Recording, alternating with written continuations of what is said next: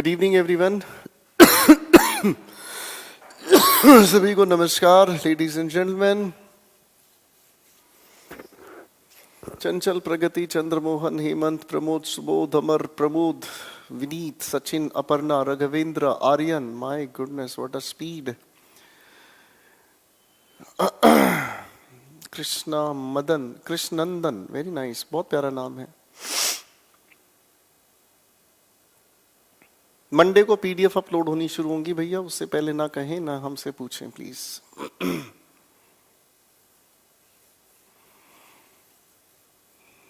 Hello everyone, चलिए कहानी शुरू करते हैं। आज वोकैबुलरी के एक नए डिस्कशन से। कुछ वर्ड्स हैं, बेहतरीन शब्द हैं और ये अच्छे लेवल के वोकैब आप लोगों के सामने, इनका हम लोग काम डिस्कशन शुरू करते हैं। वोकैबुलरी सेट नंबर 1, बेसिकली सारे के सारे वो शब्द हैं जो अच्छे से अच्छे स्टूडेंट को परेशान करते हैं। और इन शब्दों की अगर हम बात करें तो इन शब्दों का अच्छे लेवल के पेपर में जिक्र मिलता है। सबसे पहले आता है शब्द लिखा फैंटाज्म। सबसे पहले लिखा है शब्द फैंटाज्म। फैंटम एक शब्द है, बेसिकली उसका अर्थ होता है स्पिरिट, भूत, अज्ञात। तो इसी से बना है हमारा सामने एक शब्द जिसे हम कहते हैं इल्यूजन। अगला जो शब्द लिखा है बेसिकली सोबरिंग। ये बेसिकली शब्द बना है सोबर से, और सोबर हम कहने की कोशिश करते हैं उस इंसान को जो कि सीरियस है। ठीक है, तो सोबरिंग इसी से मिलता जुलता शब्द हुआ जिसे हम कहते हैं सीरियस। आप इसे अगर हिंदी में थोड़ा बेहुदे तरीके से पढ़ें तो निमोनिक्स बनता है सब्र। जिस इंसान के अंदर सब्र होता है वो बड़ा सीरियस होता है, वो परेशान नहीं होता। अगला शब्द आता है हमारे सामने लिखा हुआ कन्फैबुलेशन। मेरे साथ मिलकर पढ़ें, कन्फैबुलेशन। इसे हम कहते हैं प्राइवेट कॉन्वर्सेशन। कॉन्फैबुलेशन की अगर हम बात करें तो कॉन का अर्थ मैं बता चुका हूं आपको, टुगेदर। ठीक है जी। और फैबुला, फैबुला शब्द से फेबल बना है, और फेबल का अर्थ होता है जिसके अंदर काफी सारी बातें होती हैं। तो इकट्ठे मिलकर जब आप आपस में बात करते हैं तो उसी को हम कहते हैं बच्चों confabulation. Next word is colloquial. बड़ी प्यारा शब्द है बच्चों, ध्यान से समझना। कोलोक्वल की हम बात करते हैं तो कोलोक्वल का एक मीनिंग होता है वो भाषा जो कि डे टू डे यूज में आप लोग यूज करते हैं। ठीक है जी, ये वो भाषा हुई, ये वो शब्द हुए जो दिन प्रतिदिन की भाषा में आप प्रयोग करते हैं। और इसी को अगर हम कहना चाहें तो इसका सिनोनिम आप तैयार कर सकते हैं वर्नैकुलर। इसी का सिनोनिम आप तैयार कर सकते हैं और ये हुआ वर्नैकुलर। ठीक है बच्चों। अगला शब्द आता है हमारे सामने नैग। नैग की अगर हम बात करें तो छोटी छोटी बातों पर झगड़ना। ये बेबी जानू वाली जो बिरादरी है ना, जो थाना थाती है, ठीक है, ये बेबी जानू वाली बिरादरी आपस में छोटी छोटी बातों पर लड़ते झगड़ते हैं। आपने मुझे गुड मॉर्निंग विश नहीं किया, आई हेट यू। अरे हाँ है ना दीपक जी, होता है ना ऐसा आप लोगों के साथ। तो बेसिकली ये छोटी छोटी बातों का जो झगड़ा है उसी को हम कहते हैं नैग। अगले 5 शब्द पेश किए जाएं सरकार। ट्रैम्पल। ट्रैम्पल का अर्थ होता है टू ट्रेड हैविली। ट्रैम्पल का अर्थ होता है जब आप चलते हैं भारी कदमों से, कुचलते हुए चीजों को। ठीक है जी। अगले शब्द की बात करते हैं सिनीसेंट। बड़ा प्यारा शब्द हुआ सिनीसेंट। अगर हम इसे याद करें तो इसका अर्थ हुआ जब आप बुजुर्ग हो जाते हैं, एक्सपीरियंस्ड हो जाते हैं, वयस्क हो जाते हैं। Next word is litany. आपके सामने ये शब्दों का वो कलेक्शन है जो GRE के लेवल पर दिया जाता है, इसलिए इनको बहुत अच्छे से समझना। क्योंकि आजकल के बच्चों की सबसे बड़ी समस्या यही है कि सर हमें ये नहीं पता चलता वोकैबुलरी कहाँ से आती है। तो वोकैबुलरी आने जाने वाली चीज नहीं है बच्चों, समझने वाली चीज है। लिटनी का अर्थ हुआ supplications for the use in church. Church के अंदर काफी सारी चीजें यूज होती हैं पूजा के लिए, पाठ के लिए। तो वो सारी, जैसे आप अगर कहें तो मोमबत्ती हुआ, आप कहें तो बहुत सारी चीजें होती है। आपके मंदिर मस्जिद में भी तो बहुत सारे आइटम्स यूज होते हैं, उन्हें हम लिटनी कहते हैं। नंबर 9 काफी इंपॉर्टेंट शब्द है, अभी रिसेंट एग्जाम में भी पूछा गया है।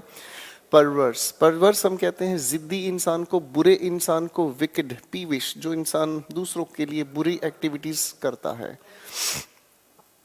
10th वर्ड काफी इंपॉर्टेंट है, क्वैक। क्वैक शब्द के जो मीनिंग लिखे वो तो सभी को पता है। क्वैक शब्द का मीनिंग अगर हम देखें तो इसका अर्थ हुआ टू बोस्ट, डींगे हाँकना। इस बोस्ट को ही हम लोग कहने की कोशिश करते हैं स्वैग। ठीक है जी, ये भी अपने आप में आप लोगों ने सुना होगा। अरे हाँ ना, बनो तेरा स्वैगर, ला आगे आगे नहीं गाऊंगा मैं। स्वैग का मतलब ये होता है जब आप डींगे हाँकते हो। बेसिकली क्वैक को एक और तरीके से अगर हम समझे दोस्तों, तो क्वैक बेसिकली एक नाउन है और क्वैक का मतलब होता है फेक डॉक्टर। एक ऐसा डॉक्टर जो कि डॉक्टर तो है नहीं पर डॉक्टर बन गया है। इसी को हम अगर कहें तो झोली छाप डॉक्टर भी कहा जाता है, नकली डॉक्टर कहा जाता है, उसके लिए शब्द यूज किया जाता है क्वैक। ठीक है बच्चों, क्वैक बेसिकली एक डक की साउंड है। Next 5 words we have. Dupe का मतलब हुआ जब आप किसी को धोखा देते हैं, when you deceive someone. Next one is duress. Duress का अर्थ होता है रिस्ट्रेंट ऑफ लिबर्टी, जब आप किसी की स्वतंत्रता पर लिमिट लगाते हैं, शिकंजा कसते हैं, ठीक है, या फिर किसी को जेल भेजते हैं, ड्यूरेस कहता है। Next 13th word is called bandy. बंदी नहीं, बैंडी। बैंडी को अगर हम समझें तो बैंडी का अर्थ हुआ डिस्कस या एक्सचेंज करना।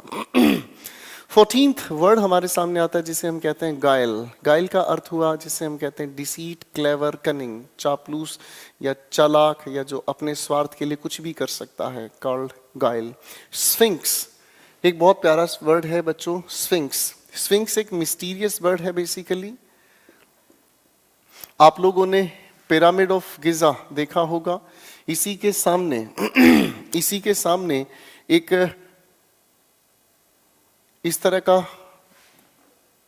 तरह का स्टेचू बना हुआ है, जिसके अगर फेस की हम बात करें तो वो इंसान का चेहरा है, अगर हम इसके शरीर की बात करें तो वो एक लॉयन का शरीर है।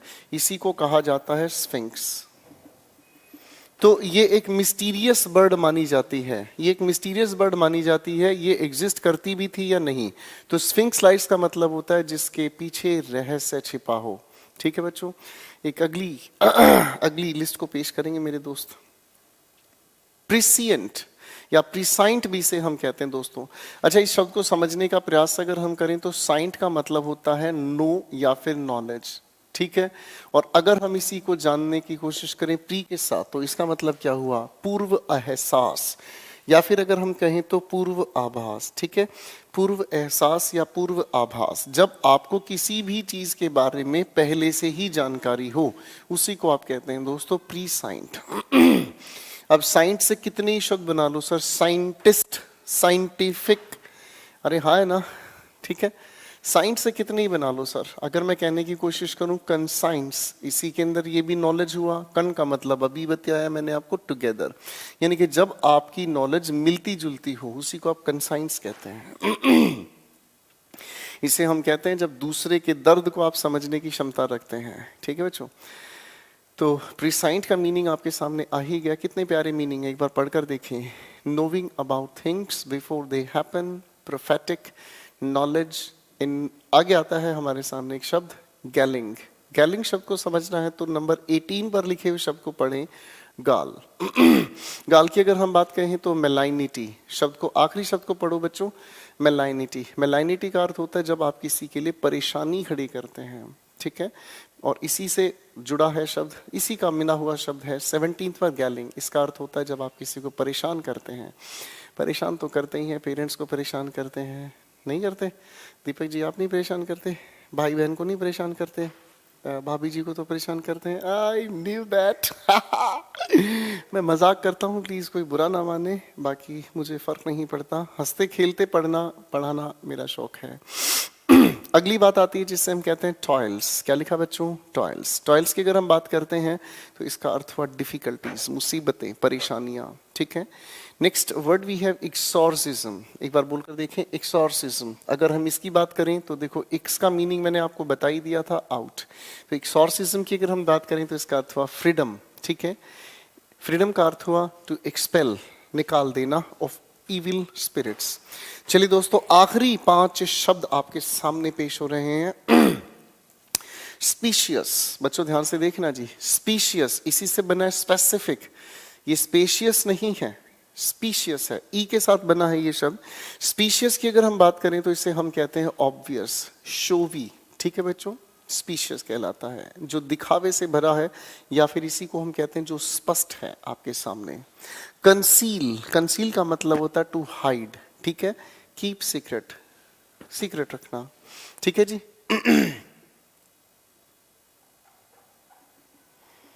इसको ध्यान रखना, काफी इंपॉर्टेंट शब्द है ये, फिलिप्स में भी पूछा जाता है। मन्ना, मन्ना शब्द बना है, आप लोग हिंदी में एक शब्द बोलते हैं मन्नत, ठीक है, इसी का बिगड़ा हुआ रूप है मन्ना, ठीक है जी। अब मन्नत जिस चीज की आप मांगते हैं तो स्पिरिचुअल फूड या परगेटिव मेडिसिन, बेसिकली ये अपने आप में, देखो पहले पुराने जमाने की बात है, लोग मन्नतें मानते थे किसके लिए, खाने के लिए, औलाद के लिए, सुख संपत्ति के लिए, सुख संपदा के लिए, ठीक है बेटा। तो ये सारे के सारे उस जमाने की बात है।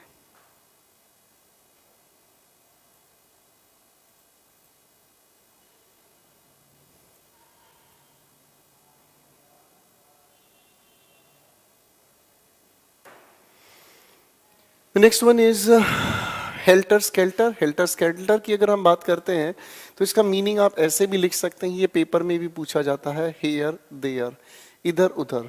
इसका मतलब क्या हुआ, समझ आता है कि जब कोई चीज का सटीक निश्चित स्थान नहीं है, हेल्टर स्केल्टर कहलाता है। And the last one is called हेन पार्टी। आप सभी जानते हैं हेन शब्द फेमिनिन के लिए रिप्रेजेंट करता है, तो ये हुआ a party for women only. ठीक है दोस्तों, चलिए एक बार इन शब्दों को पढ़ने की कोशिश करें, फिर आगे चलते हैं।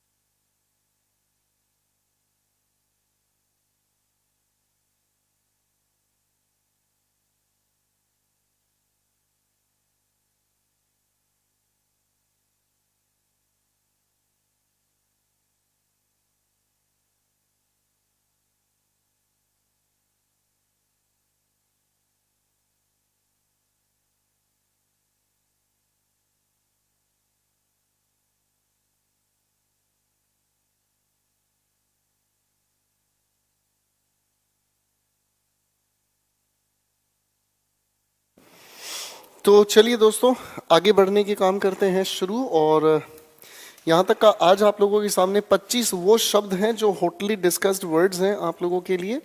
तो अब मैं सर कहानी को लेकर चलना चाहूंगा आगे, ठीक है दोस्तों। पिछली क्लास में हम लोगों ने जो बात की थी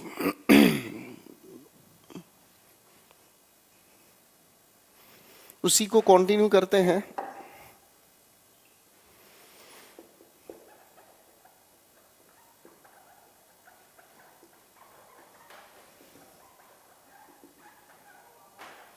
पिछली क्लास में हम लोगों ने टेंस के बारे में बात की थी, और जहां तक मुझे याद है लेडीज एंड जेंटलमैन, यहां तक हम लोगों ने जो पढ़ा था मैं उसको थोड़ा सा रिकैपिचुलेट करता हूं। पिछली क्लास में हम लोगों ने समझने का प्रयास किया था, ये कोई एक टेंस नहीं है, बेसिकली ये दो टेंस का मिलन है, ठीक है बच्चों। ये एक नहीं, बेसिकली ये दो टेंस का मिलन है, ठीक है बच्चों। आगे अगर हम कहने की कोशिश करें तो आगे बढ़ते हैं इस बात को लेकर।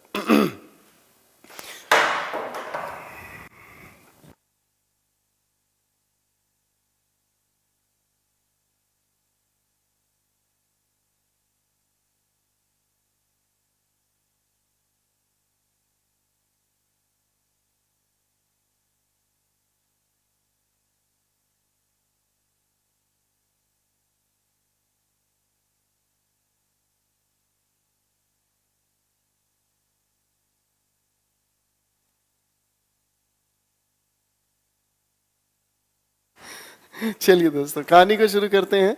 बेसिकली यहाँ लिखे हुए इस टेंस को अगर देखते हैं तो यहाँ पर एक नहीं, बेसिकली दो तरीके के टेंस हैं, ठीक है जी। अब अगर हम कहानी को समझना चाहें तो हम लोगों ने पिछली क्लास में इसको समझा, और प्रेजेंट परफेक्ट कॉन्टिन्यूस हम लोगों ने एक सेंटेंस लिखा था, हम 1 घंटे से टेंस पढ़ रहे हैं, हाँ या ना। और इसी के आधार पर हम लोगों ने एक टाइमलाइन ड्रॉ की, और फिर हमें समझ आया टाइम और टेंस में फ़र्क होता है। जब हम टाइम की बात करते हैं तो टाइम हमें बताता है स्टेट ऑफ चेंज टाइम हमें बताता है स्टेट ऑफ चेंज, और स्टेट ऑफ चेंज की अगर हम बात करते हैं तो स्टेट ऑफ चेंज का अर्थ हुआ अवस्था जो हमेशा परिवर्तन होती है। अब हम अगर हमने कहा टेंस, तो टेंस वो पॉइंट बताता है कि वो चेंज आखिर हुआ तो हुआ कहाँ। प्रेजेंट परफेक्ट कॉन्टिन्यूअस टेंस हमारे सामने हुआ तैयार। लेकिन इस चीज को हम आपस में जब जोड़ने की कोशिश करते हैं तो टाइम, जैसे मैं अगर कहने की कोशिश करूं, पिछली क्लास का ही सवाल लिख रहा हूं,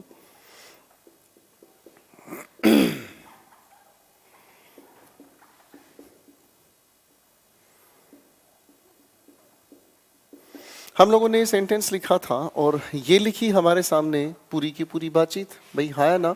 अब हम लोगों ने इस लिखे हुए सेंटेंस की, अगर हम इस लिखे हुए सेंटेंस की बात करें तो इस लिखे हुए सेंटेंस के अंदर थोड़ा सा आगे चीजों को देखने की कोशिश करें तो ये हुआ हमारे पास परफेक्ट और ये हुआ हमारे पास कॉन्टिन्यूस।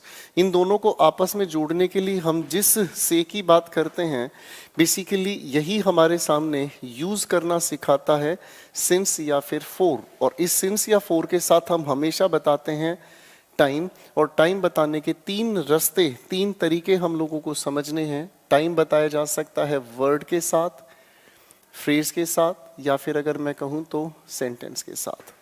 ठीक है दोस्तों, अब अगर हम इनके लिखे हुए सेंटेंसेस के लॉजिक्स को थोड़ा समझें तो टाइम बताया कैसे जाता है, ये बहुत खूबसूरत जिक्र होगा, ध्यान से सुने।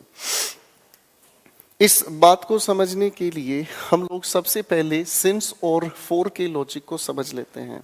तो मैं उम्मीद करता हूं दोस्तों बड़े ध्यान से चीजों को देखने की कोशिश करना, कहानी उसके बाद आगे हम लेकर चलना शुरू करेंगे, ठीक है।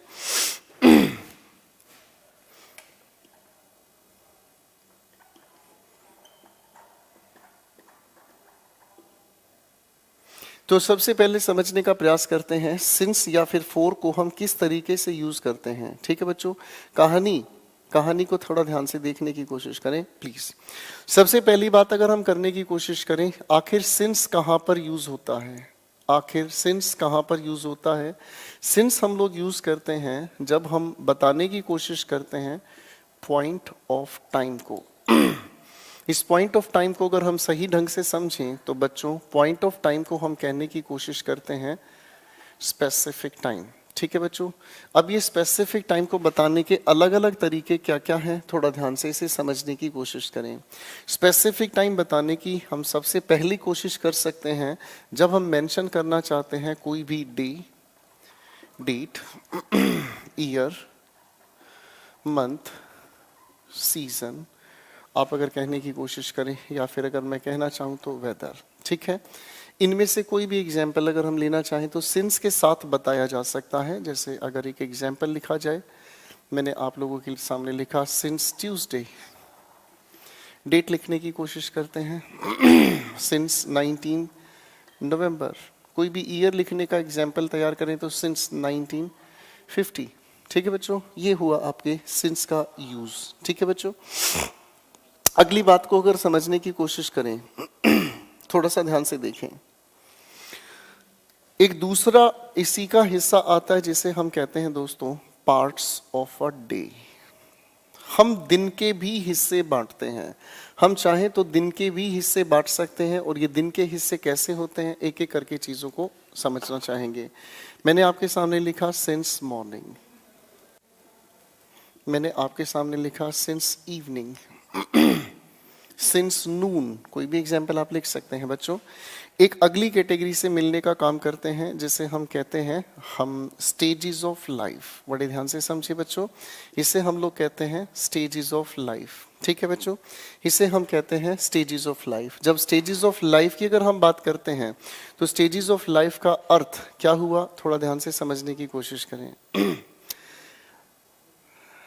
भैया सभी लोगों से एक छोटी सी रिक्वेस्ट है, आप मुझसे जो पीडीएफ मांग रहे हैं, मंडे से आप लोगों की पीडीएफ अपलोड होगी, उससे पहले पीडीएफ के बारे में जिक्र ना करें। दूसरी बात, जो चीज़ पढ़ा रहा हूँ उस पर कॉन्सेंट्रेट करें। आप लोग ये साथ साथ जो कमेंट्स करते जा रहे हैं इसमें कोई भी सेंस नहीं बनती, टू बी वेरी फ्रैंक। आपके कमेंट्स को अगर मैं देखकर जवाब देने लग जाऊंगा तो पूरी तरीके से ये पढ़ाने वाला खेल बिगड़ जाएगा।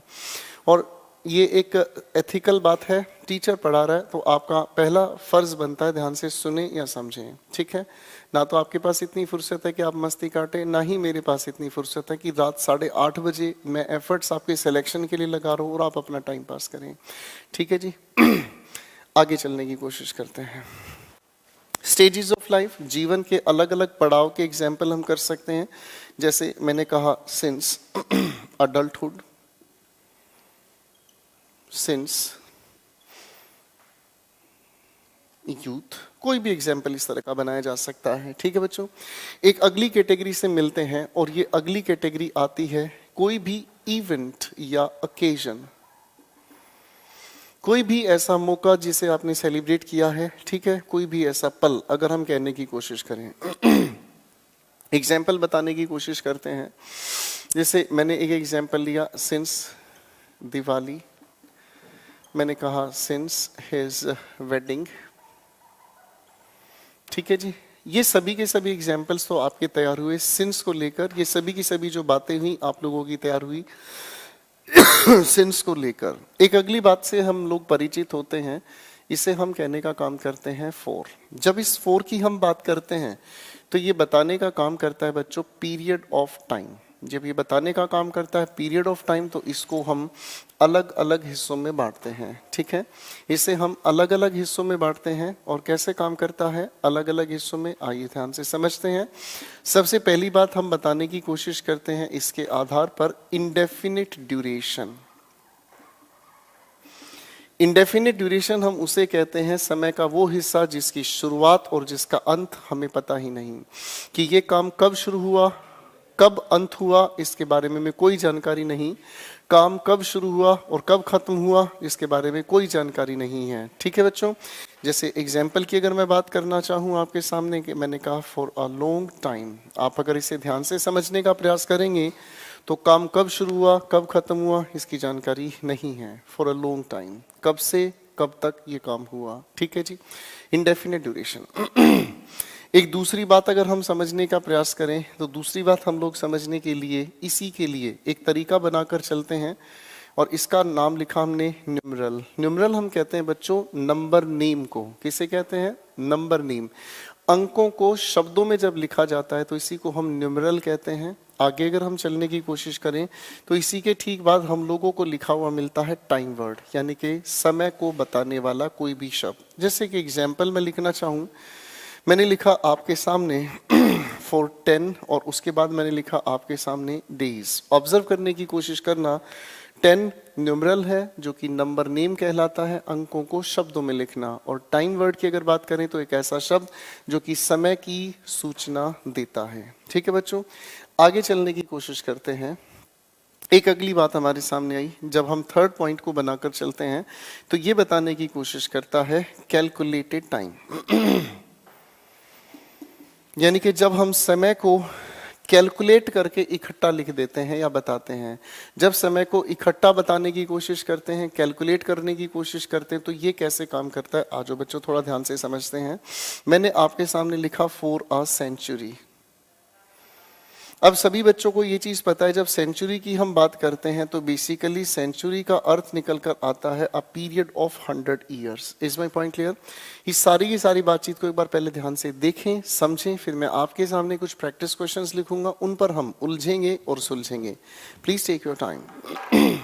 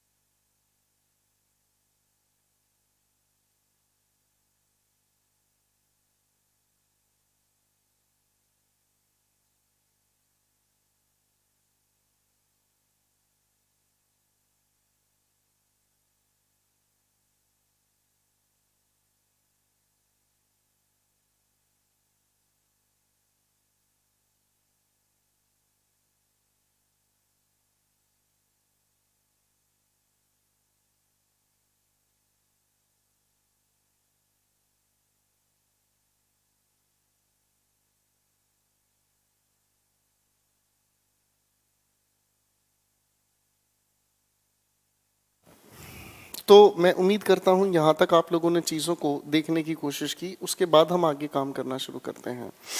तो पहले तो इन सिंस और फोर को लेकर हम लोगों के परीक्षा में जो सवाल दिए जाते हैं, थोड़े से क्वेश्चंस पर आप जरा सिंस और फोर फिल करके देखें, फिर आप लोगों को चीज़ें समझ आनी शुरू होंगी। आपके पेपर में सिंस और फोर को लेकर कई तरह से सवाल पूछे जाते हैं। मैं आपके सामने कुछ एक क्वेश्चंस लिखूंगा। दोस्तों, उम्मीद करता हूं चीज़ों को थोड़ा ध्यान से देखने समझने की कोशिश करें और अपने आंसर्स बनाने की कोशिश करें प्लीज।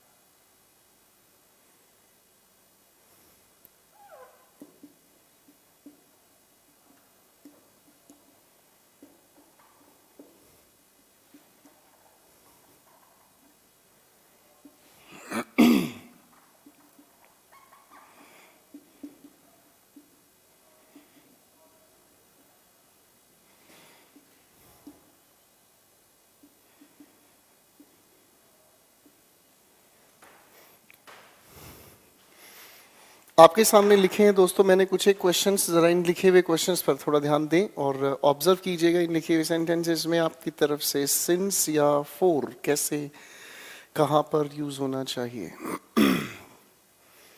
अपना समय लीजिए, अपने आंसर्स बनाने की कोशिश कीजिएगा प्लीज।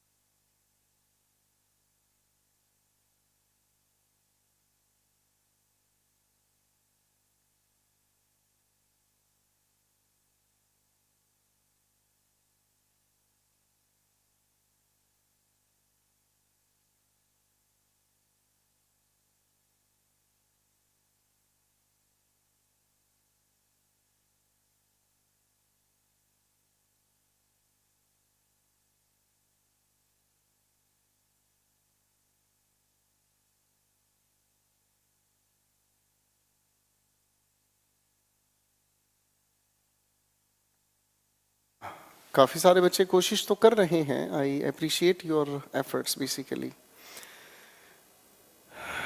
चलिए, चीज़ों को थोड़ा सा मैं समझाना शुरू करना चाहूँगा आप लोगों के सामने। तो इन लिखे हुए सेंटेंस में, इन लिखे हुए सेंटेंसेस, आई मीन सॉरी, इन लिखे हुए ब्लैंक्स में आप लोगों ने सिंस और फोर को फिल किया होगा। आप लोग ये चीज़ समझकर मानकर चलिएगा, सिंस और फोर के क्वेश्चंस बहुत सारे परीक्षाओं में दिए जाते हैं और सिंस और फोर का बिल्कुल सोल्यूशन आप लोगों को ढंग से करना होगा, समझना होगा। ठीक है दोस्तों, अब मैं आपके सामने इन सभी की सभी बातचीत को एग्जाम्पल की तरीके से समझाऊंगा और उम्मीद करता हूं बड़े ध्यान से आप इन चीज़ों को समझ लेंगे। ठीक है, और आपने जितने ध्यान से इनको समझा उतना ही फायदा आप लोगों को अपने एग्जाम्स में देखने को मिलेगा। ठीक है बच्चों, लिखे हुए सभी की सभी बातों को मैं एक एक करके समझाना चाहूंगा। हमारे सामने लिखा है सबसे पहले लास्ट मंडे, हमारे सामने लिखा है सबसे पहले लास्ट मंडे। हमारे सामने आज जो भी ये दिन है, तो लास्ट मंडे की अगर हम बात करें तो मंडे वो दिन जो आपका चला गया। ठीक है, अगर लास्ट मंडे की हम बात करते हैं, इसीलिए हम लोगों के पास हुआ सिंस तैयार। लिखा है आई सॉ हर। अगर मैं कहने की कोशिश करूं मैंने उसे जब देखा, इसका मतलब क्या हुआ? मैंने जब उस इंसान को देखा तो देखने का वो समय अपने आप में स्पेसिफिक होगा। अरे हाँ है ना, मैंने जब उसे देखा तो वो देखने का समय अपने आप में स्पेसिफिक हुआ, और इसीलिए हम लोग यहाँ पर यूज करने की कोशिश करेंगे since. Next point we have the inauguration of our college. बच्चों, जब इनॉग्रेशन की हम बात करते हैं तो इनॉग्रेशन का अर्थ होता है शुरुआत या शिलान्यास। आप जब किसी भी कॉलेज का इनॉग्रेशन करोगे तो उसकी तारीख, समय तो निश्चित होगा, स्पेसिफिक होगा, इसीलिए आप उसके लिए यूज करने की कोशिश करेंगे सिंस। अगला सवाल आता है तरुण लेफ्ट द टाउन। लिखा है तरुण लेफ्ट द टाउन। तो तरुण ने जब गांव छोड़ा तो इसका मतलब क्या हुआ? जब तरुण ने अपना नेटिव प्लेस छोड़ा तो उसने जब भी वो प्लेस छोड़ा तो वो समय अपने आप में निश्चित हुआ। अरे भाई हाँ है ना, तो इसलिए यहां पर भी हम लोग यूज करते हैं सिंस। अगली बात, हिज इंसेप्शन।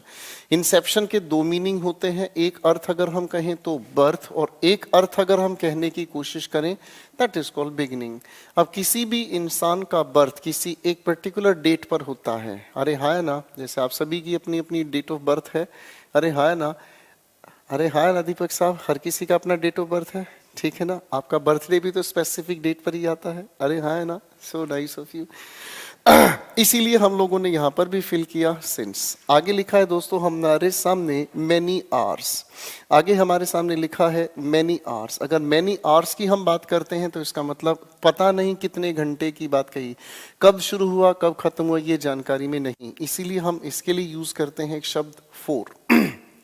अगली बात आती है, इसे ध्यान से समझने का काम करें बच्चों। टाइम अगर हम कहें तो टाइम तो अपने आप में समय की जानकारी देता है, कोई दिक्कत नहीं। मैं अगर इस इम को हटाकर चलूं तो शब्द के साथ जुड़ते ही ये उसका अर्थ नेगेटिव बनाता है। आगे हमारे सामने ये जो लिखा है इसे थोड़ा ध्यान से समझने का प्रयास करते हैं। मेमोरियल। मेमोरियल का अर्थ हुआ जिसे याद रखा जाए। बोलो हाँ, यानी कि जिसे याद रखा जाए। तो अगर इसके साथ इम जुड़ गया तो जिसे भुलाया ना जा सके, वो समय जिसे भुलाया ना जा सके। आपकी जिंदगी में भी बहुत सारे ऐसे समय के हिस्से आए हैं जिन्हें आप कभी भुला नहीं सकते। अरे हाँ है ना, जब से तेरे नैना लागे रे। अरे हाँ है ना, तो ऐसे कई सारे आपके जीवन में पल होंगे जिन्हें आप भुला नहीं सकते, यानी कि वो पल अपने आप में स्पेसिफिक हुए, इसीलिए हम यहाँ पर मेंशन करने की कोशिश करते हैं सिंस। ठीक है बच्चों, इसलिए हम यहाँ पर मेंशन करने की कोशिश करते हैं सिंस। पहले यहाँ तक की बात को ध्यान से देखें, फिर आगे चलते हैं।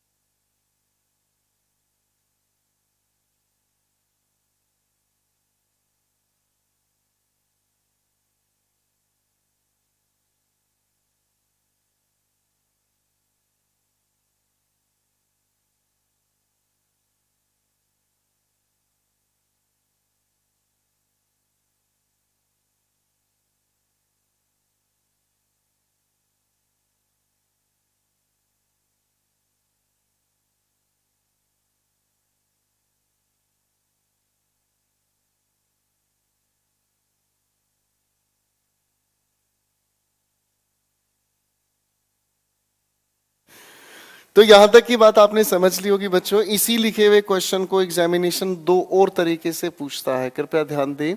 आप लोगों के लिखे हुए सेंस को तो ठीक रखा जाता है, कभी कभी यहाँ गलती करा दी जाती है इस टाइम का प्लूरल बनाकर, बाकी का मामला तो अपनी जगह बिल्कुल एज इट इज ही रहता है। थोड़ा ध्यान रखें, आप इसका प्लूरल नहीं बनाते, ठीक है बच्चों। ये हुआ दूसरा क्वेश्चन। इसी से एक और क्वेश्चन निकल कर आता है, वो क्वेश्चन क्या है ध्यान से देखें। सिंस तो आपका एज इट इज लिखा हुआ मिलता है, कभी कभी इनको गलत जगह पर लिखा जाता है, और वो गलत क्या हुआ ये मैंने लिखा आपके सामने, इमेमोरियल टाइम। तो इसका मतलब क्या हुआ, आपके लिखे हुए इन शब्दों की अरेंजमेंट को अगर ध्यान से देखें तो इन्हें ठीक जगह लिखना चाहिए। तो यही सवाल 3 तरीके से परीक्षा में पूछा जाता है, कृपया थोड़ा ध्यान से समझने का प्रयास करें, ठीक है जी। अगर हम कहने की कोशिश करें, आगे चलते हैं छोटी सी बात को लेकर।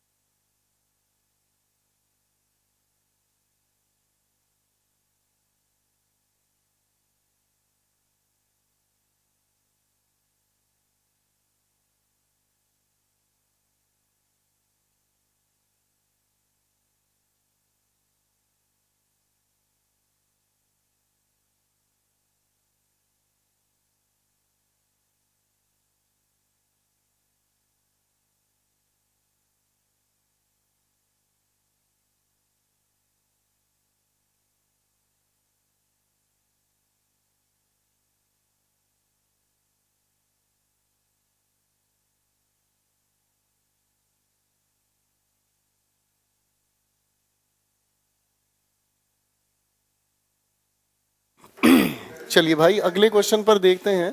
यहाँ लिखा है 6 days and 7 nights, कुल मिलाकर संख्या गिनकर दी गई है, इसीलिए आपकी तरफ से तैयार हुआ 4। आगे देखो बच्चों क्या लिखा है, ध्यान से देखो इसे। येस्टरडे, क्या लिखा है, येस्टरडे। आज मैं आप लोगों को पढ़ा रहा हूँ, ये फ्राइडे हुआ, तो भैया येस्टरडे की अगर मैं बात करूँ तो कल का दिन तो स्पेसिफिक हुआ। इसी कायदे से अगर हम समझने का काम करें तो इसी को हम कहते हैं सेंस। आगे लिखा है बच्चों, ध्यान से समझना इस सवाल को, बड़े ध्यान से समझना इस सवाल को, और इसे हम कहते हैं इसे हम कहते हैं 2 days आफ्टर होली। बेसिकली यहाँ पर किसी होली का जिक्र नहीं कहा, होली के बाद के 2 दिन, यानी कि जो असली समय है आप लोगों का वो 2 days हुआ, और इसीलिए हम इसके लिए चुनते हैं 4 को। इसका ध्यान रखना, बहुत सारे स्टूडेंट्स गलत करते हैं, कृपया ध्यान से देख।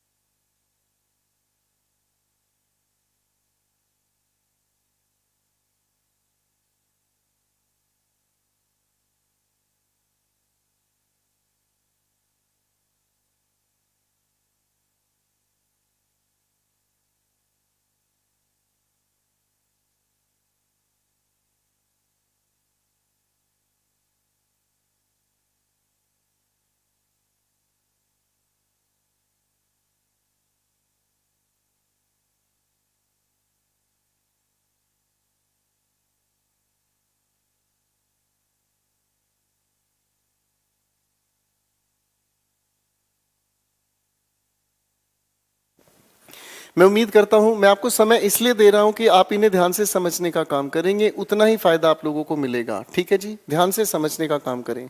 समय बताया गया है एक तरफ होली के बारे में और एक तरफ बताया गया है होली के बाद के 2 दिन। तो आप सोचें और समझें ये समय कौन सा है, होली या होली के बाद के 2 दिन।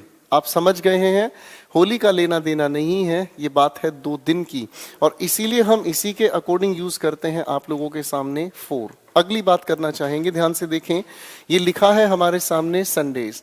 मैंने अपने दोस्त को कहा यार एक काम करते हैं मिलते हैं, उसने कहा ठीक है भाई संडे को मिलते हैं। तो भाई मैंने उसका संडे को इंतज़ार किया, वो नहीं आया। अगले संडे इंतज़ार किया, वो नहीं आया। अगले संडे इंतज़ार किया, वो नहीं आया। अगले संडे वो आया।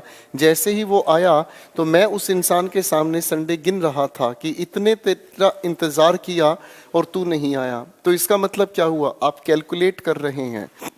संडे का प्लूरल बनाने का मतलब यही हुआ कि आप कैलकुलेट कर रहे हैं।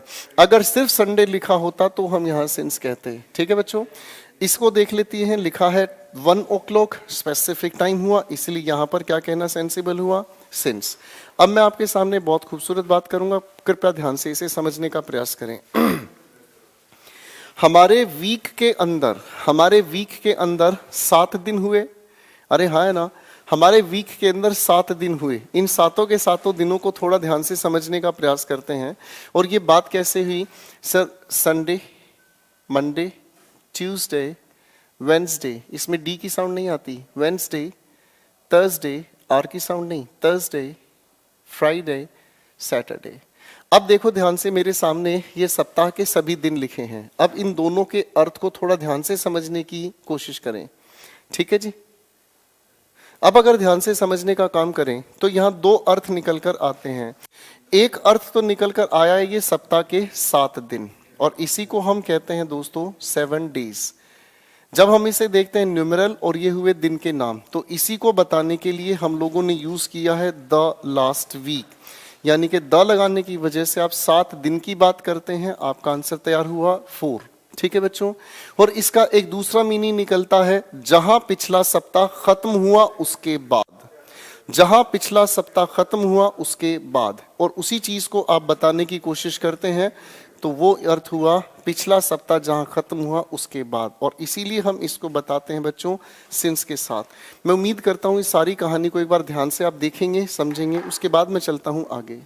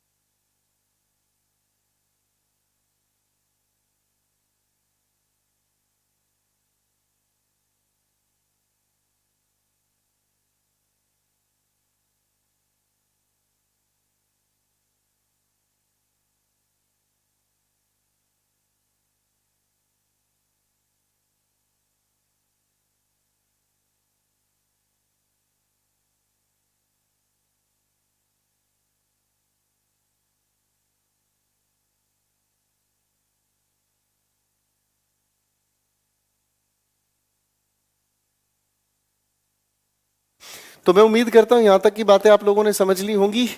अरे भाई हाँ है ना, सो नाइस ऑफ यू, सारे बच्चे एक्टिव हैं। अच्छा, मैं आप लोगों के लिए एक बहुत प्यारी बात बताना चाहूँगा। आज मेरे इस छोटी सी महफिल में हमारे अभिषेक सुमन सर आप लोगों से बात करने के लिए आए हैं, और बेसिकली मैंने उनको रिक्वेस्ट भी की थी एक बार मेरे बच्चों के सामने कुछ बातें ज़रूर बताएं कि आखिर इस इंग्लिश के अलावा तैयारी में कहाँ कहाँ कमियां रह जाती हैं जिसकी वजह से बच्चों का परफॉर्मेंस अच्छा नहीं होता। देखो बच्चों, सीजीएल प्रीलिम्स 3 मार्च को है, तो 3 मार्च को अगर आप तैयारी कर रहे हैं उसी पेपर की, तो ध्यान रखो, समझो इस बात को कि आखिर कमियां कहाँ कहाँ रहती हैं। मैं अभिषेक सुमन सर को आपके सामने पेश करूं, जो जीएस के जाने माने एक बहुत ही गजब के टीचर हैं। उन्होंने जहां पसीने की छींट भी मार दी, समझ लो वहां से सवाल आ गया। चलिए आ जाइए सर, अभिषेक सुमन सर। मैंने अतिशोक्ति तो कही पर मेरी बात सार्थक है। जरा बच्चों ध्यान से सुने, बहुत मोहब्बत भरी बातें करेंगे और आपको सिर्फ 2-4 मिनट के लिए गाइडेंस देना चाहेंगे। सबसे पहले एक बार हाय कर दो सर के लिए, ठीक है? लीजिए सर।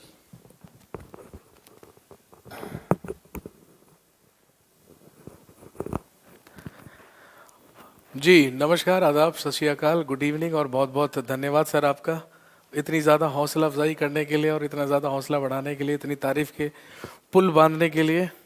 मजबूत पुल बनाया है सर ने, तारीफों का अंबुजा सीमेंट से बना है जो टूटे से भी नहीं टूटेगा। जी, आप सभी लोगों का मैं स्वागत करता हूँ। यहाँ पर काफ़ी सारे ऐसे भी स्टूडेंट होंगे जो मुझसे पढ़ चुके होंगे और जो पढ़ भी रहे होंगे। तो दोस्तों, मैं कुछ इंपॉर्टेंट चीज़ आपसे डिस्कस करना चाहता हूँ। जैसा कि आप सब जानते हैं कि अगर हम एसएससी सीजीएल के एग्ज़ाम के बारे में बात करें तो आप सब जानते हैं सर्वे सर्वा यत्र तत्र सर्वत्र सिर्फ और सिर्फ इंग्लिश और मैथमेटिक्स का योगदान है। लेकिन है ना। आप उन चीजों को नजरअंदाज नहीं कर सकते हैं जो फिलर्स का काम करेंगे, जो पिलर्स का काम करेंगे। फिलर्स और पिलर्स आप कभी भी नजरअंदाज नहीं कर सकते हैं। आप अच्छी तरीके से जानते हैं कि अगर मैथ्स और इंग्लिश आपको सिलेक्शन दिलवाएगा या आपका सिलेक्शन इंश्योर करेगा, तो ध्यान रखेंगे आपको जीएस एक ऐसा पार्ट है, एक ऐसा सब्जेक्ट है जो आपको रिजेक्ट होने से बचाएगा। आप सब जानते हैं कि प्रीलिम्स में जीएस एक महत्वपूर्ण योगदान रखती है, और आप अच्छी तरीके से जानते हैं कि जब हम प्रीलिम्स का एग्जाम देने के लिए जाते हैं तो उसमें हमारे पास 4 सेक्शंस होते हैं, मैथमेटिक्स, इंग्लिश, रीजनिंग और जीएस का पार्ट। तो 50 मार्क्स की वेटेज जीएस भी रखता है, और काफी सारे स्टूडेंट्स ये सोचते हैं कि हमें सिर्फ और सिर्फ इंग्लिश और मैथ्स पर फोकस करना है और जीएस तो अपने आप हो जाएगी। जीएस अपने आप नहीं होगी, इस बात को ध्यान रखिए। ये आप भी जानते हैं और मैं भी। अगर आपने अभी तक कोई भी एग्जाम अटेम्प्ट नहीं किया है या अगर आप सीजीएल में अभी तक अपीयर नहीं हुए हैं, तो इसी चीज के लिए मैं आपको बताने के लिए आया हूं कि आप जीएस को हल्के में ले सकते हैं, लेकिन आप नजरअंदाज नहीं कर सकते हैं, क्योंकि बिना जीएस के आपको तलवारबाजी चलाने का मौका ही नहीं मिलेगा मेंस में। मेंस के महासंग्राम में, मेंस की रणभूमि में आप तभी पहुंचेंगे जब आप जीएस भी क्वालिफाई करेंगे और जीएस में भी ज्यादा स्कोर करेंगे। आप सब अच्छी तरीके से जानते हैं कि जो कट ऑफ्स हैं वो आसमान छू चुकी हैं, और आप सब अच्छी तरीके से जानते हैं कि अब प्रीलिम्स और या एसएससी सीजीएल क्वालिफाई करने का मतलब है, अगर किसी व्यक्ति ने सीजीएल क्वालिफाई करके सरकारी नौकरी ले ली तो समझिए कि उसका जन्म ही दैवीय योजनाओं के अनुसार हुआ था। उसने पिछले जन्म में कोई कर्म ही ऐसे किए थे कि अब उसे सरकारी नौकरी मिल गई है। आजकल इतना कंपटीशन है, आप अच्छी तरीके से जानते हैं। एक अनार है और 100 बीमार है, आप बहुत अच्छी तरीके से जानते हैं। इसलिए ध्यान रखेंगे इस बात को कि आप जीएस को बिल्कुल नजरअंदाज ना करें। इंग्लिश, मैथमेटिक्स डेफिनेटली पूरी की पूरी बिल्डिंग, पूरा का पूरी इमारत, पूरा का पूरा किला इसी पर आधारित है और इसी पर टिका हुआ है और इसी से बना हुआ है। लेकिन ध्यान रखेंगे नीचे जो पिलर्स लगे हैं और नीचे जो फिलर्स लगे हैं उसमें जीएस और रीजनिंग की बराबर इंपॉर्टेंस है। तो मैं आपसे ये कहने के लिए आया हूं कि अगर अभी तक आप लोग जीएस से अनभिज्ञ हैं, अगर आपने अभी तक जीएस का लुत्फ नहीं उठाया है, और यहाँ पर तो आप सब जानते हैं कि हमारे पास जीएस की फैकल्टीज ही वो लोग हैं जो आपको पढ़ाएंगे ही इस तरीके से कि आपको लगेगा कि हम कोई डेली है ना शो देख रहे हैं, आपको ऐसा लगेगा कि कोई बेहतरीन मूवी चल रही है या कोई हम ऐसा धारावाहिक देख रहे हैं या कोई ऐसी सीरीज देख रहे हैं जैसी आप अमेजॉन प्राइम और नेटफ्लिक्स पर देखते हैं। ऐसे ही मजे मजे में पूरी। जी जी सर। जी देखिए, स्टैटिक जीके का भी जो आपका परेशानी है स्टैटिक जीके वाली, उसको भी हम बहुत जल्दी से उसका समाधान कर रहे हैं। और मुझे नहीं पता कि आपने, जब मैंने लाइव घोषणा की थी तो आपने सुना या नहीं सुना, स्टैटिक जीके का जो बैच है वो हम बहुत जल्दी शुरू कर रहे हैं, जो सारे के सारे हमारे करियरविल यूजर्स के लिए बिल्कुल फ्री रहेगा, बिल्कुल मुफ्त रहेगा। तो जो स्टैटिक जीके है, जो आज कल सबसे बड़ी प्रॉब्लम हो रखी है स्टूडेंट्स की भाई, क्योंकि हम सब जानते हैं, हालांकि अगर हम स्टैटिक जीके की बात करें तो स्टैटिक जीके में सवाल वही बनते हैं जो चौथी पांचवी क्लास में बॉर्नविटा क्विज में बनते थे। जो बच्चन साहब केबीसी में पूछते हैं वही तो सवाल स्टैटिक जीके के होते हैं। लेकिन परेशानी ये होती है कि सारा का सारा डेटा कंपाइल कहां से किया जाए, उसको पढ़ा कहां से जाए। बस उसी चीज के लिए हम लोग स्टैटिक जीके का बैच बहुत जल्दी आपके लिए ला रहे हैं और विद इन अ वीक हम उसको शुरू कर देंगे, जिसमें स्टैटिक जीके पढ़ाने के लिए मैं आपके साथ रहूंगा और हमारे ज्योग्राफी भूगोल के विशेषज्ञ जो विवेक सर हैं वो आपके साथ रहेंगे। तो मैं और विवेक सर मिलकर आपको स्टैटिक जीके करवाएंगे। तो आप स्टैटिक जीके की टेंशन बिल्कुल लेना बंद कर दीजिए। हमारे पास वो इंजेक्शन, वो कैप्सूल है जो सिर्फ आपको चखा दिया जाएगा तो समझिए आप स्टैटिक जीके के ज्ञाता बन चुके हैं। तो घबराइए नहीं, पूरी तरीके से हम आपके लिए समर्पित हैं, आपके लिए तैयार हैं।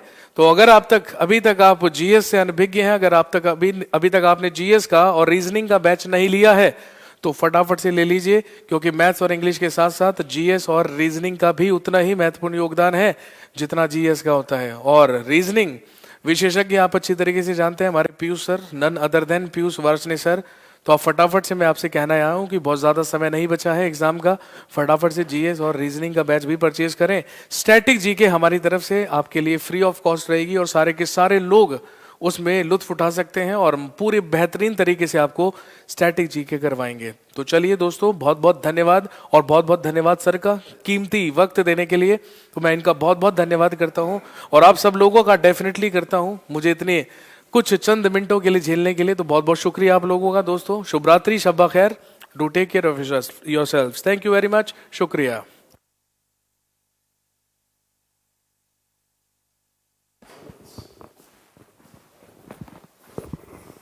Thank you so much sir, thank you so much.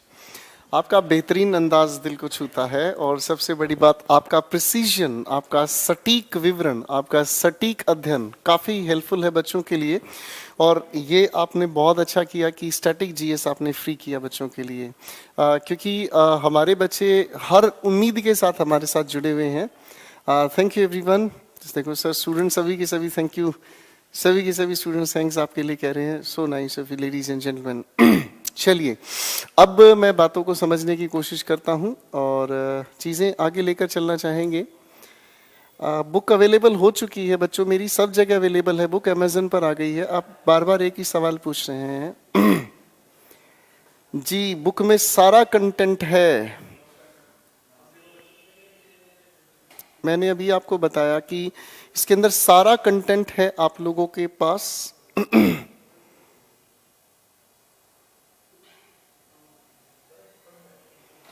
इसमें सारा कंटेंट अवेलेबल है आप लोगों के पास दोस्तों, मैं बता चुका हूं। चलिए सॉरी अगेन। तो ये जितने भी हमारे सामने लिखे हैं सभी के सभी चीज़ों को आगे लेकर चलने की कोशिश करेंगे। Thank you everyone. अब आप थोड़ा कमेंट से रुक जाएं। सर बुक दिखा दो एक बार, बुक दिखा दो। मैं बुक दिखाता हूँ, जस्ट अ मिनट प्लीज, मैं बुक आप लोगों को दिखा देता हूँ। देखो बच्चों, ये है आप लोगों के लिए जो मेरी छोटी सी मेहनत है, द इंग्लिश एक्यूमेन। और आप देख सकते हैं कि इसकी अगर आप ध्यान से समझेंगे तो इसके अंदर थोड़ा नहीं, इसके अंदर बेहिसाब मटेरियल दिया गया है। और मैं आपको बता ही देता हूँ, चलो बच्चे बार बार सवाल पूछ रहे हैं। अमेजन पर ये अवेलेबल है, अमेजन पर ये अवेलेबल है। और मैं आपको बता देता हूँ बेस्ट सेलर कैटेगरी में भी आ गई है। और कई सारे स्टूडेंट जो इंडिया से बाहर हैं उन लोगों ने भी इसको डिमांड किया है। मैं सिर्फ इसलिए बता रहा हूँ क्योंकि बच्चों ने काफ़ी सारे सवाल इससे रिलेटेड पूछे हैं। बेसिकली इसके अंदर जब आप सेक्शनल देखेंगे तो ग्रामर के अलग अलग सेक्शंस दिए गए हैं, जिसमें जैसे मेरे सामने यहाँ डिस्क्रिप्टिव ग्रामर है। इसी डिस्क्रिप्टिव ग्रामर के बाद हमारा दूसरा फंक्शनल ग्रामर हम डिस्कस करते हैं। उसके बाद वोकैबलरी के अलग अलग एरियाज हैं, मैं वोकैबलरी के सेशंस आपको पढ़कर सुनाना चाहूँगा। वर्ड मीनिंग है, रूट वर्ड्स हैं, सिनोनिम्स हैं, एंटोनिम्स हैं, वन वर्ड सब्स्टिट्यूशंस हैं, ईडियम्स एंड फ्रेजेस हैं और स्पेलिंग टेस्ट भी है। तो इतनी सारी प्रैक्टिस की बात अगर इसमें है तो भैया आप लोगों को अपनी क्लासरूम के स्टडी मटेरियल के साथ साथ मैं इसमें से भी चीज़ें क्लास में डिस्कस किया करूँगा। So grab your copy as soon as it is possible. ठीक है, अब ठीक है बच्चों, खुश हो गए, बुक बता दी।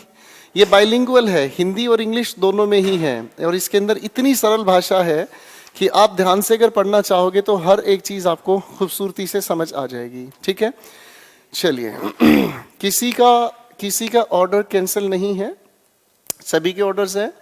आप इनको लेना चाहें तो ले सकते हैं, दैट्स ऑल।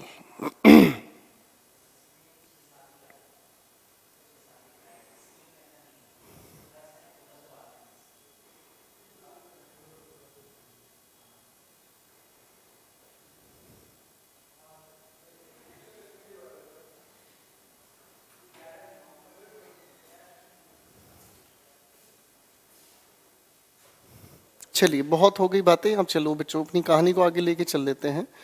और हमने सिंस और फोर का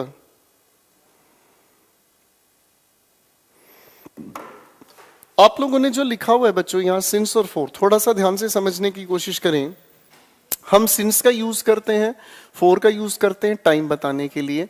टाइम बताते हैं हम सबसे पहले वर्ड के साथ। आप अगर इसे थोड़ा ध्यान से देखोगे तो बच्चों ये तो वर्ड है, आप इसे ध्यान से देखने की कोशिश करोगे तो ये वर्ड हुआ। आप इसकी बात करोगे तो ये भी एक अपने आप में वर्ड हुआ। अब अगर हम देखें तो समय को हम वर्ड के साथ बता सकते हैं, वर्ड मीन्स शब्द हुआ। फिर यहाँ लिखा है दूसरी बात फ्रेज, आप समय को किसी भी फ्रेज के साथ भी बता सकते हैं। फ्रेज का मतलब हुआ group of words without complete meaning, शब्दों का एक ऐसा समूह जिसका अर्थ तो है पर पूरा अर्थ नहीं। आप अगर ध्यान से देखने का काम करेंगे तो ये अपने आप में लास्ट के साथ वीक जुड़ा है, ये अपने आप में एक फ्रेज हुआ। द लास्ट वीक, ये भी अपने आप में एक फ्रेज हुआ। थोड़ा इधर आ जाओ बच्चों, लिखा है हमारे सामने लास्ट मंडे, ये भी अपने आप में एक फ्रेज हुआ। The inauguration of our college, ये भी फ्रेज हुआ। इंसेप्शन के साथ हिज लिखा, फ्रेज हुआ। ये सभी के सभी आप लोगों के फ्रेज हुए। अब देखो बेटा आगे क्या लिखा है, ध्यान से देखो, सेंटेंस।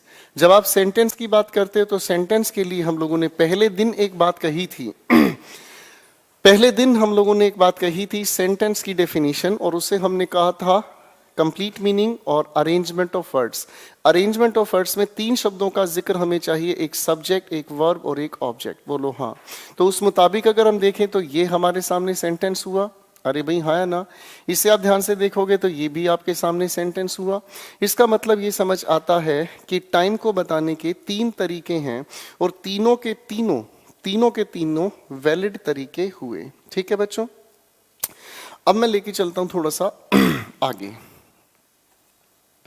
चलते चलते हम थोड़ा दूर निकल गए और बात हमारी थोड़ी सी दूर हो गई। कैसे?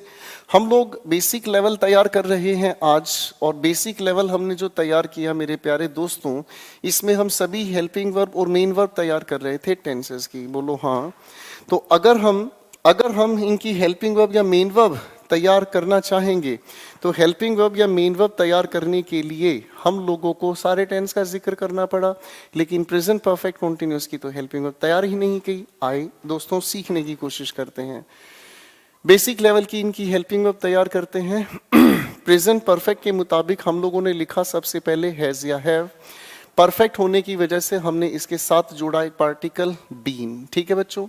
कॉन्टिन्यूस होने की वजह से हम लोगों ने इसके साथ जोड़ने की कोशिश की आईएनजी फॉर्म ऑफ वर्ब। ये तो हुआ आपका प्रेजेंट परफेक्ट, ये हुआ कॉन्टिन्यूस। आगे हम इन दोनों के दोनों टेंसेस को जोड़ने का जब सिलसिला शुरू करते हैं तो हमने शब्द जोड़े सिंस या फिर फॉर, और इसी के साथ हम आगे मेंशन करने की कोशिश करते हैं टाइम। टाइम को जोड़ने के लिए हो सकता है वर्ड हो सकता है फ्रेज हो, या हो सकता है टेंस हो।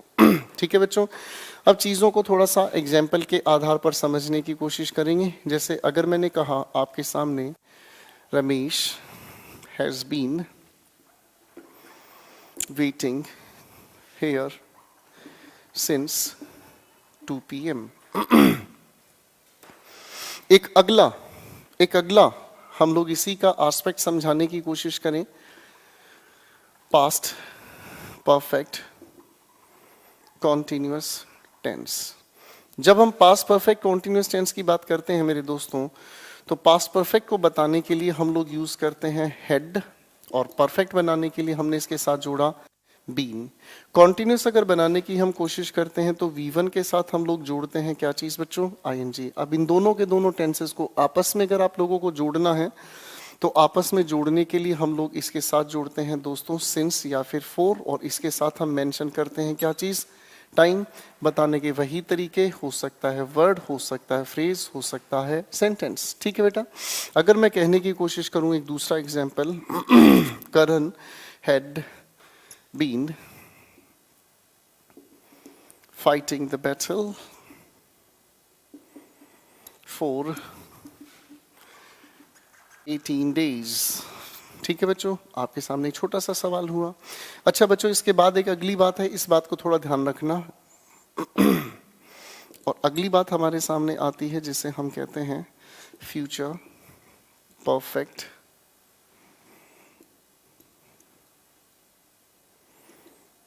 Continuous tense. जब हम इसकी बात कर रहे हैं मेरे प्यारे दोस्तों, तो फ्यूचर परफेक्ट के लिए हम लोगों ने लिखने का काम किया विल या फिर शैल। यहां तक तो कोई परेशानी नहीं। आगे हमने इसके परफेक्ट बनाने के लिए इसके साथ जोड़ा था हैव। कॉन्टिन्यूअस की बात अगर हम कहें, पर कॉन्टिन्यूअस जाने से पहले हम लोगों ने इसके साथ बी की भी थर्ड फॉर्म को लिखा, और कॉन्टिन्यूअस के लिए हम लोगों ने लिखा V1 के साथ ING। आगे इसे जोड़ने के लिए हम लोग लिखते हैं सिंस या फॉर के साथ वापस वही चीज टाइम। टाइम बताने के लिए आपका हुआ वर्ड फ्रेज, या फिर अगर कहें तो सेंटेंस। ठीक है दोस्तों, अब चीज़ों को समझने की कोशिश करेंगे हम थोड़ा खूबसूरत तरीके से। इससे थोड़ा ध्यान रखना बच्चों, फ्यूचर परफेक्ट कॉन्टिन्यूस टेंस की जब भी हम बात करते हैं तो फ्यूचर परफेक्ट कॉन्टिन्यूस टेंस में हम कभी भी इस सिंस का यूज़ नहीं करते। इस सिंस की जगह हम लोग यूज़ करते हैं फ्रॉम। आखिर इसकी क्या वजह है ये हमें अगली क्लासेस में समझ आएगा। ठीक है दोस्तों, ये चीज़ हमें अगली क्लासेस में समझ आएगा। मैं अगर एक एग्जाम्पल तैयार करना चाहूँ, और मैंने एक एग्जाम्पल तैयार किया आपके सामने, Kiran will have been working here since, अगर मैं कहने की कोशिश करूँ मान लीजिए नेक्स्ट ईयर, तो दोस्तों इस लिखे हुए सेंटेंस को थोड़ा सा ठीक करने के लिए आप लोगों के पेपर में पूछा जाता है। तो बच्चों इस लिखे हुए सिंस को हटाकर यहाँ इस सिंस की जगह हम लोग यूज़ करते हैं फ्रॉम। कृपया ध्यान से इस बात को देख लें, आगे चलते हैं उसके बाद।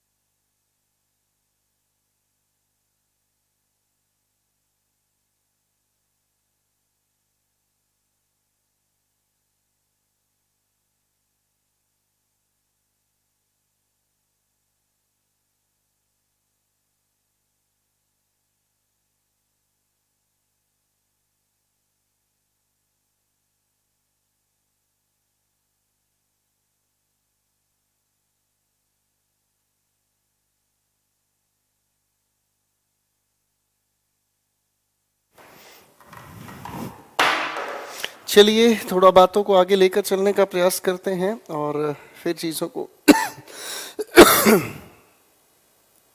आगे बढ़ाते हैं।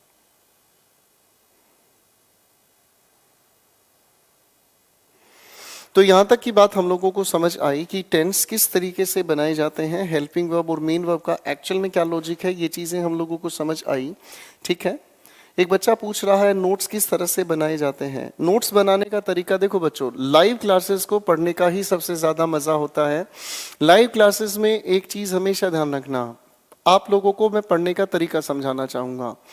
अपने हेडफोन्स लगाकर तैयार रहें, जब भी क्लास शुरू होती है हेडफोन्स लगाकर तैयार रखें। सामने आप अपना जो भी फ़ोन आप यूज़ कर रहे हैं सामने रखें, कंसिस्टेंसी के साथ सुने और समझें। जहां मैं आपसे बुलवाना चाहूं वहां पर आप बोलने की कोशिश करें। और लाइव क्लासेस में सबसे बड़ा डैमेज एक चीज़ का है और वो है आप लोगों का कमेंट्स पर ध्यान रखना। कई बच्चे सिर्फ कमेंट पर इतना ध्यान रखते हैं कि वो पढ़ने की बजाय कमेंट बाजी पर लगे पड़े हैं। मैं देख रहा हूं जैसे कई सारे बच्चे हैं और कुल मिलाकर वो खेल खराब है। जो बच्चा साथ साथ कमेंट करना शुरू करता है वो नुकसान। दूसरी बात, जो बच्चा साथ साथ अपने नोट्स बनाने पे लग गया वो भी नुकसान। लाइव क्लासेस में तो बड़े ध्यान से सुनने की ज़रूरत है। आप ध्यान से सुनते चले जाओ, समझते चले जाओ। नोट्स बनाना है क्लास खत्म होने के बाद, अगले दिन जब आप पढ़ना चाहें, रिवाइज करना चाहें तो वीडियो देखते जाएं अपनी फास्ट फॉरवर्ड में और अपने नोट्स बनाते जाएं। ठीक है बच्चों, क्लासरूम नोट्स कभी भी नहीं दिए जाते हैं। क्लासरूम नोट्स कभी भी नहीं दिए जाते हैं, पहले मैं आपको समझा देता हूँ। क्लासरूम नोट्स का कोई लेना देना नहीं है, ये इंग्लिश समझने का काम है। आप जितना खुद लिखोगे उतना समझ आएगा। मेरी तरफ से आप लोगों को टॉपिक वाइज प्रैक्टिस क्वेश्चंस दिए जाएंगे। दूसरी बात, मेरी तरफ से आप लोगों को वोकैबुलरी की अलग अलग वैरायटी की पीडीएफ दी जाएंगी। ठीक है, द इंग्लिश एक्यूमेन की कोई पीडीएफ आपको नहीं मिलेगी, ये आपको परचेज करनी पड़ेगी। आप लोगों के offline places near dear shopkeepers के पास भी अवेलेबल होती जा रही है। अमेजन से आप लोगों को ऑर्डर करनी है, वहाँ से आप मंगवा सकते हैं। ज्ञानवर्ल्ड.com से मंगवानी है, आप वहाँ से भी ले सकते हैं। ठीक है, ये बुक लेनी इम्पोर्टेंट है सर, मैं तो बिल्कुल भी नहीं कहूँगा कि ये इम्पोर्टेंट है। आपको लगेगा कि ये बात कोई बिजनेस की है, सर बिल्कुल भी नहीं। आपकी इच्छा है बुक लेने की। देखो बच्चों मैं आपको टॉपिक वाइज, मान लीजिए आपको टॉपिक वाइज अगर 100 क्वेश्चंस कराता हूँ तो आपके दिल में इच्छा जागेगी ना कि अब प्रैक्टिस के लिए और क्या करें, प्रैक्टिस के लिए और क्या करें। तो वहां पर फिर आप लोगों को चाहिएगा एक ऑथेंटिक सोर्स। तो वहां पर आप अगर ऑथेंटिक सोर्स के लिए ढूंढेंगे, अब बहुत सारी बुक्स हैं मार्केट में इतना आउटडेटेड उनके अंदर कंटेंट है कि बच्चा किसी के कहने पर सलाह तो ये मान लेता है कि उस बुक से मैं पढ़ा था। मैं एक छोटा सा एग्जाम्पल बताऊं, जैसे कुछ दिनों पहले मेरी आंखों में दर्द था और आंखों से पानी बहता था। मैं डॉक्टर के पास गया, डॉक्टर ने आंखें चेक की और उसने मुझे एक चश्मा बना कर दिया। मैंने वो चश्मा पहना, कुछ दिनों के अंदर मेरी आंखों में आराम मुझे मिला। थोड़े दिन बीत गए, एक दोस्त मेरे सामने आया, उसकी भी आंखें लाल थी, आंखों से पानी बह रहा था। मैंने उससे पूछा क्या हुआ, उसने कहा आंखों में दर्द रहता है, आंखों से पानी बहता है। मैंने उसे अपना चश्मा निकाल के दिया और मैंने उसे कहा कि ये वाला चश्मा लगा, कुछ दिन पहले मुझे भी यही दिक्कत थी, ये चश्मा लगा, तेरी भी आंखें ठीक हो जाएंगी। क्या मैं सही बात कर रहा हूँ? क्या मैं सही बात कर रहा हूं? आप इस बात पर हंसे होंगे, आपको लगा सर ये तो मूर्खता वाली बात है। यही होता है आपके इस कॉम्पिटिटिव लेवल पर। जिस किताब की इंपॉर्टेंस थी आज से 3 साल पहले, उसे आज भी बच्चा घोट रहा है, उसे आज भी बच्चा बुरी तरह से रट रहा है। दुनिया भर की बुक्स हैं, बच्चे बार बार हमारे सामने लेकर आते हैं, सर इस बुक को बताया है मेरे दोस्त ने, उसका सिलेक्शन हो गया, इस बुक से पढ़ लें। अरे मेरे भाई, जब आजकल के पेपर आप उठाते हो, एक क्वेश्चन नहीं मिलता उनसे, तब उनकी तबीयत हरी होती है, यार ये तो कूड़ा खरीद लिया। तो इस तरह के नुकसान अक्सर देखने को मिल जाते हैं, और जब ऐसे नुकसान होते हैं तब जरूरत पड़ती है आप लोगों को द इंग्लिश एक्यूमेन की। ठीक है, इसलिए उम्मीद करता हूं बच्चों आप अपने समय को बचाएं, अपने एफर्ट्स को सही डायरेक्शन में लगाएं, तभी आप लोग अपनी मंजिल पर पहुंचते हैं। करियर विल की टीम का एक छोटा सा यही प्रयास है कि बेहतर एजुकेशन घर बैठे आपको मिले। हमारी एक बेहतर टीम जो आपके लिए बहुत मेहनत करती है, और कंटेंट में किसी से कोई कॉम्प्रोमाइज नहीं, best in quality, best in content. तो ये बेसिकली डिमॉन्स्ट्रेशन की बातचीत चल रही थी अभी तक हम लोग। तो मंडे से ये बैच सिर्फ पेड ही चलेगा, जिन बच्चों ने एनरोल किया है सिर्फ उन्हीं के लिए चलेगा। डिमॉन्स्ट्रेशन क्लास सिर्फ आज तक ही थी, इसीलिए मैं क्लास को 9:45 तक ही रोक देता था। अब ये क्लास आप लोगों की मंडे से एग्जैक्ट 8:30 से चलेगी 10 बजे तक। पीडीएफ सीक्वेंस में आप लोगों की अपलोड होती चली जाएगी। टॉपिक वाइज क्वेश्चंस हम तब अपलोड करते हैं टॉपिक वाइज क्वेश्चंस बच्चों हम तब अपलोड करते हैं जब हमारा टॉपिक कंप्लीट होता है। ठीक है, और वोकैबुलरी की अगर हम बात करें, तो वोकैबुलरी का जितना भी हमारा डिस्कशन है वो हम साथ साथ डिस्कस करते जाते हैं। कुछ वोकैबुलरी सिर्फ आपके सामने स्क्रीन पर पेश होगी, जिसे आप देखें, नोट्स बनाते वक्त आराम से लिखते चले जाएं। ठीक है दोस्तों, एक दूसरी बात मेरी तरफ से आप लोगों के लिए एक बेहतरीन लेवल का जो प्रयास किया जाता है वो भी मैं बता देता हूं। आप लोग टेलीग्राम पर मेरे साथ जुड़ सकते हैं, जिसका नाम है इंग्लिश विद गोपाल वर्मा। ठीक है बच्चों, इंग्लिश विद गोपाल वर्मा, इस पर हजारों की संख्या में बच्चे जुड़े हुए हैं और लगातार कंटेंट एक्सेस करते हैं। नई वोकैबुलरी, न्यूज़पेपर से वोकैबुलरी। कई सारे बच्चों के दिमाग में सवाल आता है कई बार बच्चों के दिमाग में सवाल आता है कि सर न्यूज़पेपर के अंदर क्या मिलता है। भाई न्यूज़पेपर बच्चे पढ़ते हैं सिर्फ करंट अफेयर्स के लिए। टू बी वेरी फ्रैंक, आप वोकैबुलरी ढूंढ रहे हैं तो मेरी टीम इसके अंदर वो काम कर ही रही है। क्लियर है? लेटेस्ट ग्रामेटिकल अपडेट्स जितने भी आते हैं वो इसके अंदर अपडेटेड हैं। ठीक है, और मुझे इस बात की खुशी है कहते हुए कि पूरे वर्ल्ड में English with Gopal Verma Telegram channel सबसे बड़ा चैनल है जिसके अंदर ऑथेंटिक अपडेटेड कंटेंट दिया जाता है। मेरी पूरी रिसर्च एंड डेवलपमेंट टीम इसमें लगी पड़ी रहती है और स्टूडेंट्स की हर एक रिक्वायरमेंट से हम लोग जुड़ते रहते हैं। डीआरडीओ एग्जामिनेशन हुआ है अभी आप लोगों का, कल हुआ है शायद, या पता नहीं परसों हुआ है, और डीआरडीओ का एग्जाम कल या परसों एक और सेगमेंट में है, उसके भी क्वेश्चंस इस टेलीग्राम चैनल पर डाल दिए गए हैं। दूसरी बात, आप लोगों के लिए हम जितना मेहनत करना चाहें हमारे लिए उतनी ही कम पड़ती है, पर आपके लिए मोर देन सफिशिएंट है। ठीक है, तो जो बच्चे मल्टीमीडिया के सोर्स से भी चाहें तो वो भी अपना कंटेंट अपग्रेड कर सकते हैं। बुक लेना कंपलसरी है क्योंकि कंटेंट बहुत ज़्यादा अपग्रेड हो चुका है। पुरानी बातें पेपर अब पूछता नहीं, बाकी आपकी मर्जी है। ठीक है बच्चों, तो मिलते हैं मंडे को एक नए जोश के साथ। यहाँ तक की चीज़ों को अच्छे से रिवाइज करेंगे, क्योंकि मंडे से मैं लेवल उठाऊंगा कंपटीशन लेवल का असलियत में। आज के लिए इतना ही। Good night, love you all, take care, so nice of you.